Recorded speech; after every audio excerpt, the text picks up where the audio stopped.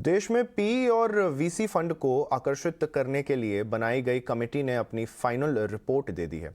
क्या है इस रिपोर्ट में खास, बता रहे हैं हमारे सहयोगी मेघना मित्तल। जी, जो पीई और वीसी फंड्स को बूस्ट करने के लिए जो कमेटी फाइनेंस मिनिस्ट्री ने बनाई थी, उस कमेटी ने अपनी रिपोर्ट फाइनेंस मिनिस्ट्री को सबमिट कर दी है। ये कमेटी जो है former SEBI chairman M Damodaran head कर रहे हैं। तो एक जो मेजर कंसर्न था इंडस्ट्री का कैरिड इंटरेस्ट को लेकर, उस पर इस कमेटी ने एक मेजर क्लैरिफिकेशन दिया है। वो ये कि ये जो कैरिड इंटरेस्ट है ये कैपिटल गेन्स ही है और कैपिटल गेन्स टैक्स के अंडर ही आना चाहिए और ये सर्विस की तरह ट्रीट नहीं किया जाना चाहिए।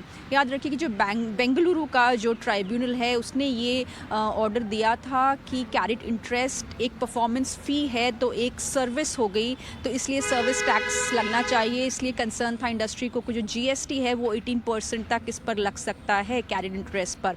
तो अब ये जो क्लैरिफिकेशन इस कमेटी ने मेजर ये दिया है कि ये एक कैपिटल गेन्स ही है और कोई भी जीएसटी इसमें से अराइज नहीं होता है, तो इंडस्ट्री को इस पर कोई भी चिंता करने की आवश्यकता नहीं है, क्योंकि ये एक गवर्नमेंट का एक ये कंसर्न था कि जो फंड मैनेजर्स हैं वो सिंगापुर या अदर कंट्रीज से ऑपरेट करेंगे जहां पर ये जीएसटी ना हो, ताकि उनको इंडिया में ये 18% जीएसटी जो एप्रीहेंशन था वो पे नहीं करना पड़े। इसलिए ये मेजर क्लैरिफिकेशन की ज़रूरत थी इंडस्ट्री को, जो इस कमेटी ने अपनी रिपोर्ट में सबमिट किया है, क्योंकि हम जानते हैं कि 80% जो ये प्राइवेट इक्विटी और वेंचर कैपिटल फंड्स हैं वो फॉरेन फंड्स के थ्रू आते हैं, तो उसमें कोई भी डिप गवर्नमेंट नहीं देखना चाहती। इसीलिए एक मेजर क्लैरिफिकेशन कमेटी की तरफ से इस रिपोर्ट में दिया गया है।